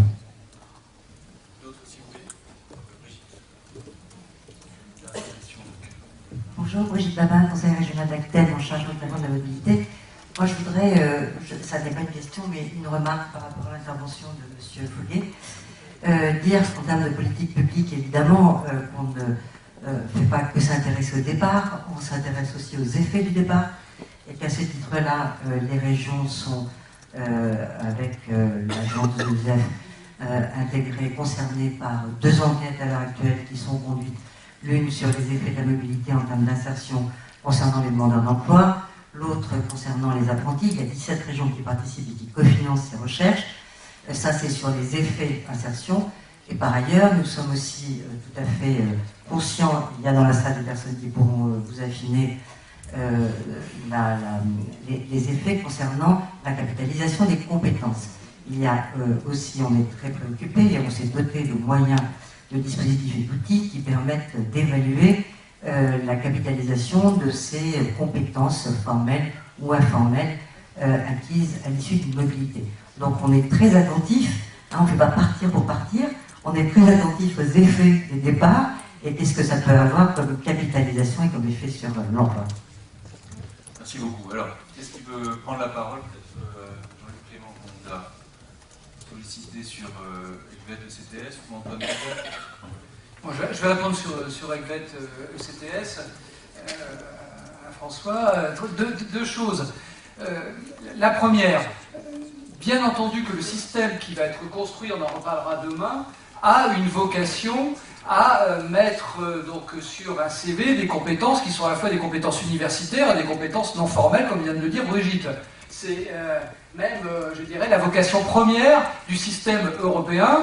Et tout à l'heure, je l'ai vanté peut-être de manière un peu utopiste sur ces résultats, mais il faut bien voir que là, l'Europe joue un rôle de fer de lance pour essayer des choses qui, j'espère, un jour ou l'autre, seront reprises au niveau national. Donc si on arrive à faire converger cette idée que pour aujourd'hui, et j'espère pour demain, on a besoin de compétences formelles et non formelles, entre guillemets, pour grandir, réussir dans sa vie individuelle, mais aussi dans la vie sociale, il est important qu'on ait cette bonne connaissance et du système des ECVET d'un côté et du système du ECTS. Alors là, je reviens à ce qui a été dit tout à l'heure aussi sur ce manque d'interculturalité. Par exemple, là, on en a un exemple assez patent. on a ce défi de pouvoir réussir donc, dans les 10 ans qui viennent l'interculturation, je dirais, du monde de la formation professionnelle et du monde de la formation universitaire, pour bien comprendre qu'il ne s'agit pas d'être en concurrence, mais au contraire, d'être en parfait partenariat pour pouvoir justement s'adapter tant aux besoins de l'emploi aujourd'hui qu'à cette volonté de promotion sociale qui fait qu'on a besoin d'avoir des compétences qui sont assez variées.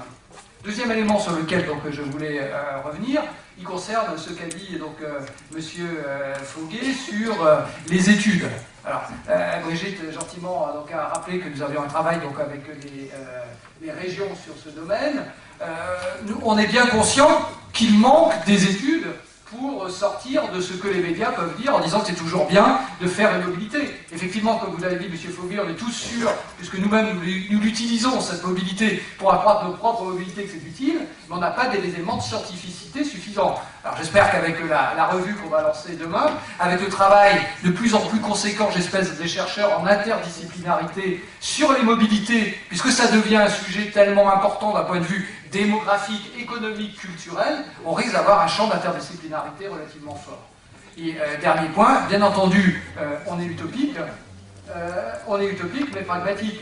C'est-à-dire que l'on voit bien qu'aujourd'hui, on a une difficulté à pouvoir faire passer le message donc, parmi un certain nombre donc, de personnes qui considèrent que la mobilité n'est pas pour eux, et que donc le souhait que l'ensemble donc, des acteurs parties prenantes, c'est de pouvoir développer cet accompagnement pour qu'on ait des chiffres meilleurs pour ceux qui aujourd'hui ne peuvent pas justement même envisager cette mobilité. Alors il y a deux préalables qui sont hyper importants. Le premier c'est celui des langues, j'espère qu'on aura l'occasion d'en reparler, pour savoir s'il y a finalement un obstacle culturel parce qu'on ne se sent pas suffisamment donc, capable parmi les langues.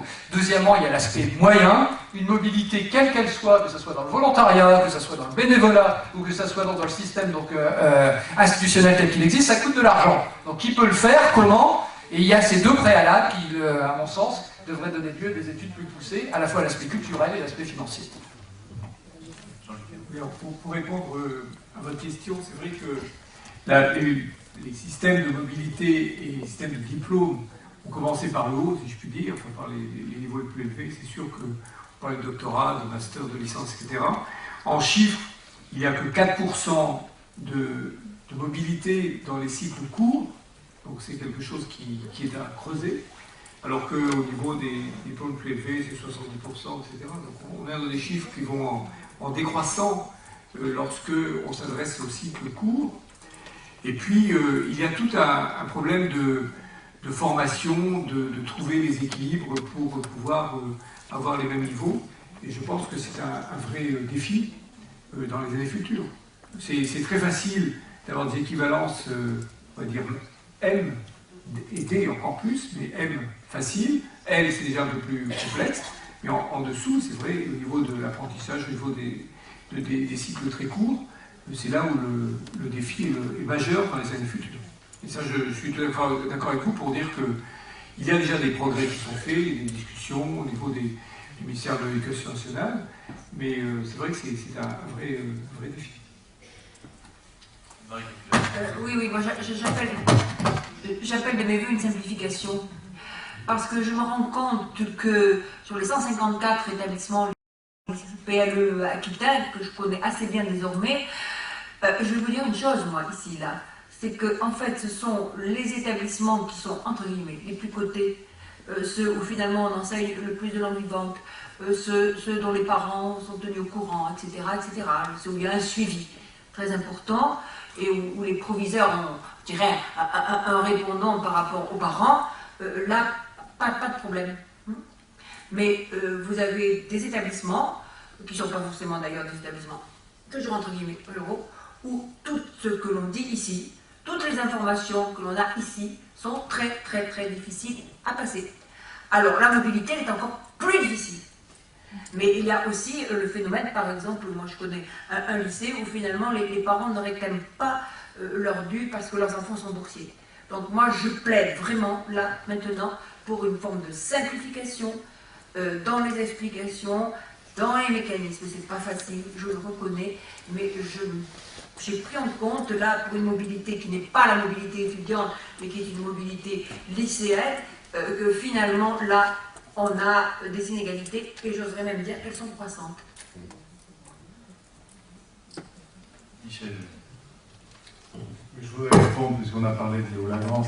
J'étais un petit peu gêné tout à l'heure, j'aurais pu développer, mais enfin, je ne parle pas en tant que président de Léo Lagrange Sud-Ouest aujourd'hui, simplement pour dire que c'est vrai que ce serait formidable si Léo Lagrange pouvait disposer de son outil de formation, de préparation au départ pour les volontaires qui veulent s'expatrier, que ce soit pour faire de la coopération ou de l'aide humanitaire.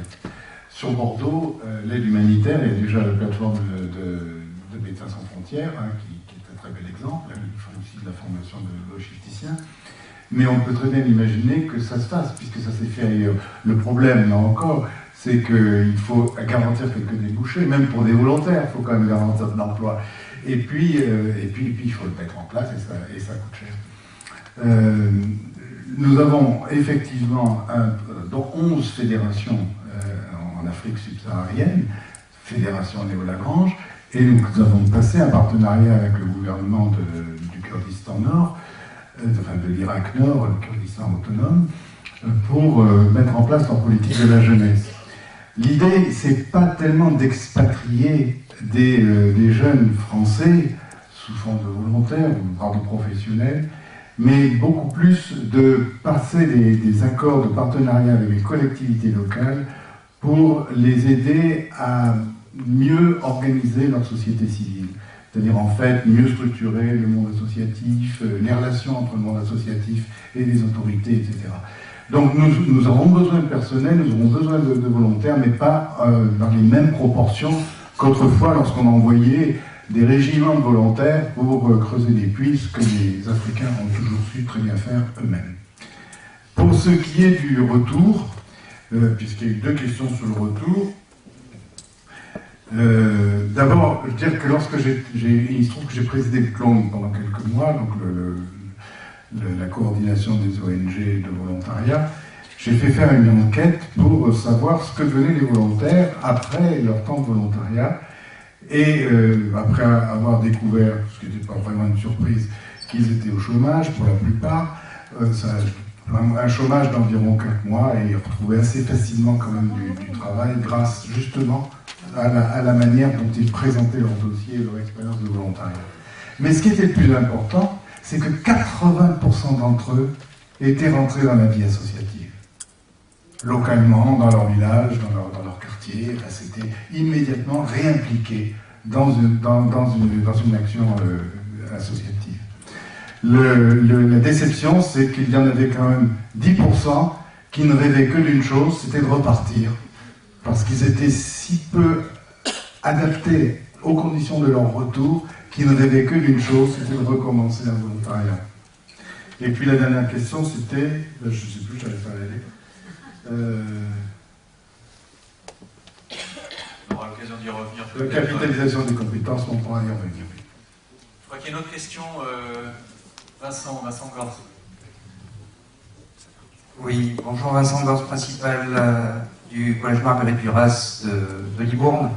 Je voulais réagir sur les propos de la vice-présidente, parce que donc, je suis personnel de direction depuis 15 ans, impliqué dans les programmes de mobilité européenne depuis 13, même 14. Et effectivement, même si c'est compliqué, la mobilité internationale à l'échelle d'un petit collège type ZEP, qui n'a pas de parents prestigieux, etc., c'est quand même possible, puisque tous les ans, nous déplaçons environ 160 élèves à l'étranger. Je ne parle là que des hébergements en famille, pas d'hébergement en hôtelier, et environ 25 personnels sur un établissement qui accueille 600 élèves et 80 membres du personnel. Donc c'est possible. Après, les écueils, c'est d'abord l'absence de clarté politique à tous les niveaux, que ce soit au niveau local, que ce soit au niveau local plus, c'est-à-dire pour ce qui nous concerne la collectivité de rattachement, et que ce soit en particulier au niveau national, puisque À la fois, il y a des injonctions fortes pour encourager la mobilité, et à la fois, les outils pour accompagner cette mobilité sont extrêmement complexes à mettre en œuvre. Alors, la simplification des procédures de mobilité internationale autour des programmes européens permet aujourd'hui d'être une ressource considérable pour un établissement comme le mien, mais je dois avouer quand même qu'il faut faire preuve d'une grande connaissance des différents arcanes pour lever des fonds suffisants pour permettre d'inscrire ces programmes dans le cadre d'une action pédagogique ordinaire. Donc, peut-être que la contractualisation tripartite qui est dans les tuyaux, ou éventuellement quadripartite, celle qui pourrait également associer les communes, parce que je rappelle quand même que la mobilité, c'est d'abord un projet de développement économique et culturel d'un territoire, et qu'il est quand même complètement ahurissant d'imaginer que les seuls établissements scolaires sans coordination organisée aucune sont capables de faire ça. J'ai eu l'occasion de tenter de développer des programmes régionaux, ça répond difficilement sur les territoires. Or, c'est quand même des leviers de mobilité qui sont extrêmement intéressants, mais pour le moment, les politiques, au sens premier du terme, ne s'en sont pas complètement saisis, particulièrement dans les territoires ruraux. Donc voilà, il y a quand même des possibilités et en même temps beaucoup d'énergie, beaucoup de connaissances personnelles. Et donc en termes de continuité sur un établissement comme le mien, le jour où je m'en irai, je ne suis pas sûr effectivement que ça reste. Voilà. Merci. Il nous reste 5 minutes, on est en train en gros de rattraper le quart d'heure qu'on n'a pas eu au début. 5 minutes, je crois qu'il y a encore une demande là-bas, il y en a une ici, et puis après on vous passera le mot de la fin au niveau du panel. Oui, bonjour, Alexandre Perrault, Bordeaux 3, Maison internationale des langues et cultures. Juste pour poursuivre sur la question des inégalités, puisque le thème c'est la mobilité en fait, un des constats, même si on est tous des militants de la mobilité, c'est que la mobilité telle qu'elle se pratique aujourd'hui accroît, renforce les inégalités en termes de sexe, en termes de niveau académique. Alors, on a fait une grosse étude sur ce qui se passe en termes de mobilité sur l'Aquitaine depuis 3 ans, et on se rend compte qu'effectivement, toutes les formules de mobilité encadrées sont vecteurs d'inégalités, renforcent les inégalités. Donc là, on a un vrai souci qui est un problème économique, vous disiez, monsieur, mais pas seulement, qui est aussi une question de capital culturel. Pourquoi je vais oser partir en mobilité?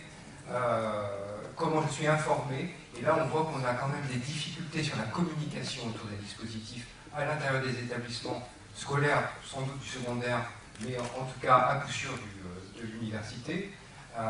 Et je pense que là, il y a vraiment un enjeu à prendre en compte, sachant qu'on a quand même la chance en Aquitaine d'avoir un dispositif comme Akimov qui, en termes de simplicité et d'égalité, est un atout vraiment important, il faut souligner.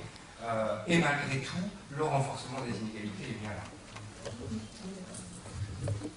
Moi, je voulais parler, pardon, je suis Madame Guillotot, je viens de la région d'à côté, Poitou-Charentes, et je voulais parler quand même qu'il y a des programmes européens de la jeunesse en action qui permettent à des jeunes de partir encadrés par des animateurs, ils partent des quartiers, du monde rural, etc., etc.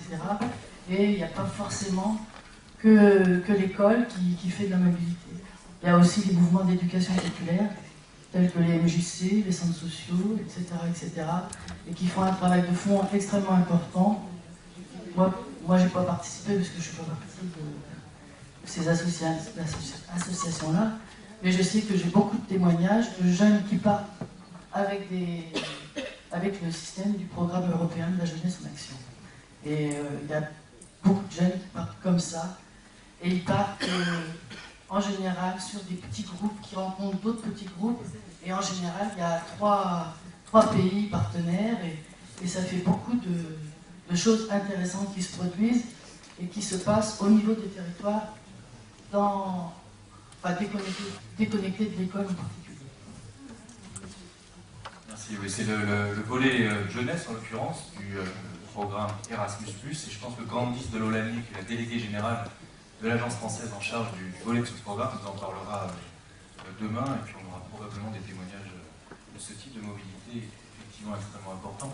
Alors par rapport à cette série de questions. Est-ce que vous souhaitez dire peut-être un dernier mot, réagir, et puis je pense qu'on pourra clôturer là-dessus. Je voudrais répondre à la question de M. Perron, mais c'est plus une affirmation qu'une question.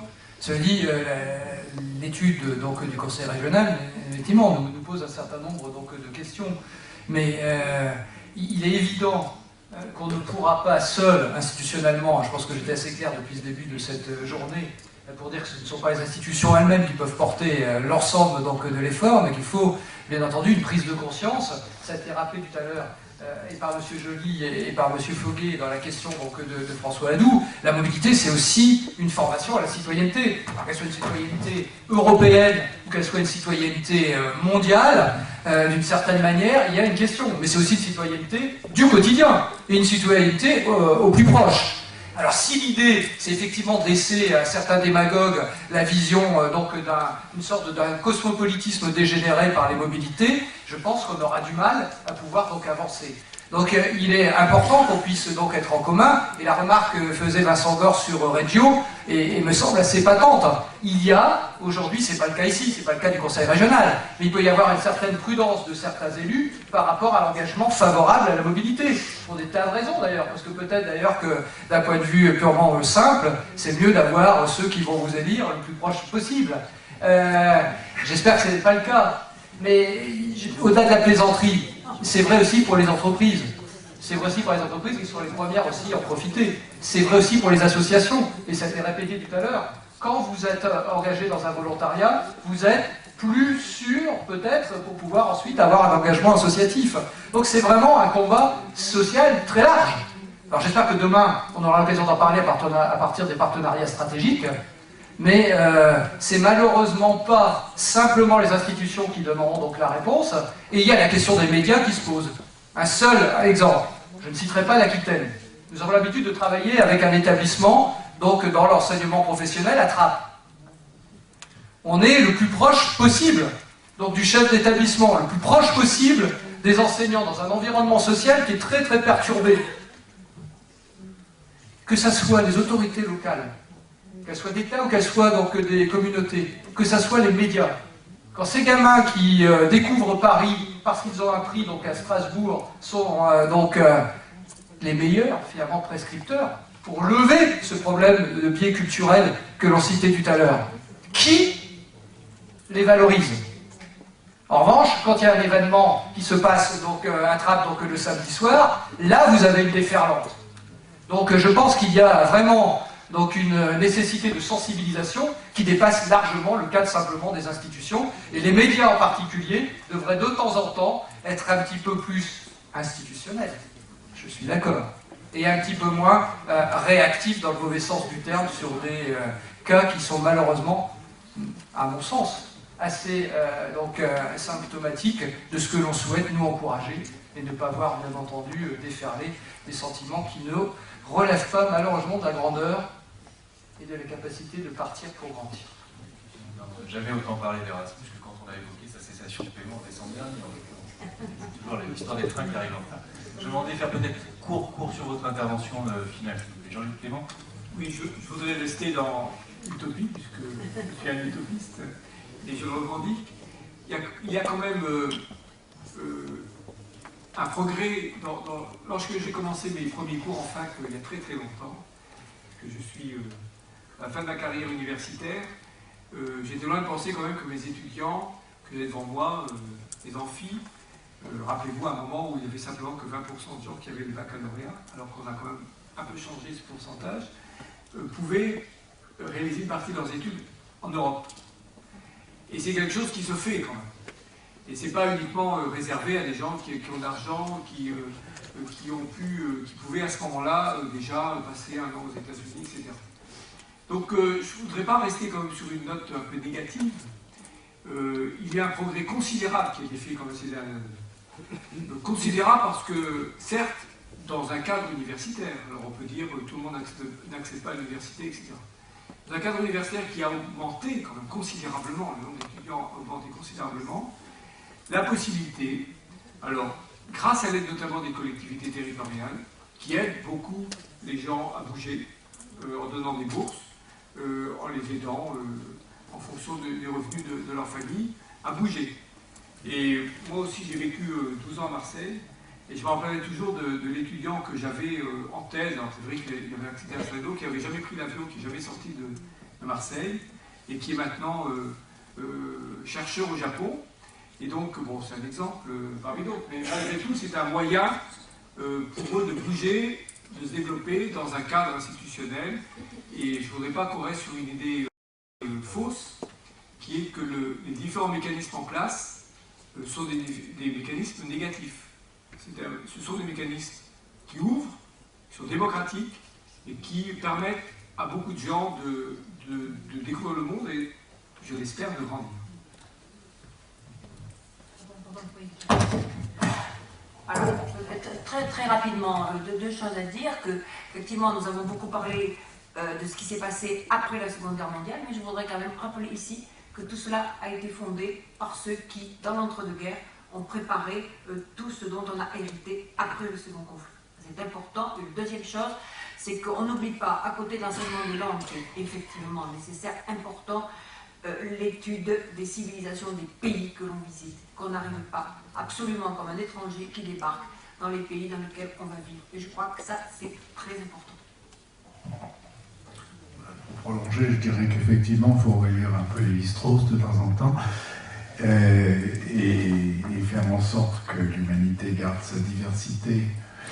Et puis surtout, je voudrais, pour mon mot de la fin, pour rassurer tout le monde, citer François Mitterrand qui disait que l'utopie d'aujourd'hui, c'était la vérité de demain. Oui, quelques mots aussi, bon, pas de malentendu avec madame, hein, bon, je suis totalement en accord avec ce que vous avez pu dire et avec la nécessité, et puis je sais bien qu'il y a un gros travail de fait.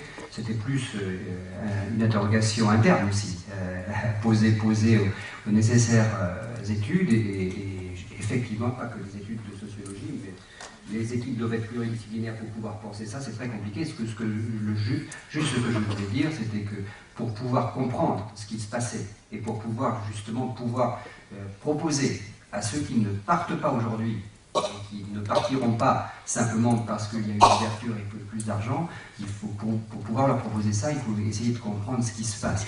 Mais sinon, sur le fond, bien entendu, moi, comme responsable des relations internationales, j'ai bien vu les accords. À chaque fois que des jeunes professeurs des écoles partaient dans des situations difficiles, on n'a pas eu le temps d'en parler, mais dans des situations très difficiles, où la plupart des formateurs et des responsables éducatifs étaient contre, pensaient que c'était du temps perdu, où c'était en plus difficile matériellement de les faire partir. Quand ils partaient dans ces mauvaises conditions, ils revenaient avec des comptes rendus des inspecteurs de l'éducation nationale absolument laudateurs. Alors qu'ils n'étaient pas, justement, ces mêmes inspecteurs plutôt favorables. Mais ils voyaient bien que des compétences nouvelles avaient été faites. Donc moi je suis totalement, évidemment, pour cette utopie et cette recherche d'une société mobile, à condition évidemment de ne pas provoquer d'autres inégalités. C'était mon seul propos, et je pense qu'on le partage. Voilà. Je pense qu'il faut, et c'est peut-être la dernière chose, il faut être bienveillant. Voilà, en tout cas pour ce que je vis ou pilote, les grosses difficultés à chaque fois que j'ai pu rencontrer, c'était une relative malveillance et des ruptures dans la formation des enseignants, puisque c'est mon domaine, des ruptures dans la formation des enseignants qui en réalité n'aidaient pas justement à ce que les enseignants puissent penser autrement et ne pas les faire se replier sur eux-mêmes. Donc il faut, même si quelquefois je ne suis pas d'accord avec eux, et très souvent je ne suis pas d'accord avec eux, je pense qu'il faut essayer de comprendre, parce que justement par ces responsabilités-là, je ne fais plus tout à fait le même métier, et il faut effectivement les comprendre et les accompagner aussi. Merci beaucoup. Alors, Erasmus, 26 ans, donc, hein, les compagnons, c'est plusieurs siècles de mobilité, puis on a pu remonter jusqu'à la préhistoire, mais finalement, on voit bien qu'on est face à un phénomène qui a de l'importance, qui n'est pas du tout négligeable, qui est important, mais qu'on a sans doute du mal encore à saisir, et finalement, cette table ronde, la mobilité, en fait, a peut-être ouvert davantage de questions qu'elle n'aura répondu à celles qu'on pouvait se poser. Je dirais presque que c'est tant mieux, parce que finalement on a 2 jours pour essayer de débattre de ça. Je pense pas qu'on arrivera très répondre à toutes ces questions. Donc c'est la fin de la table ronde. C'est le moment de la pause café, bien mérité je pense, et on se retrouve ici un quart d'heure, 1 minute, un quart d'heure. Merci beaucoup.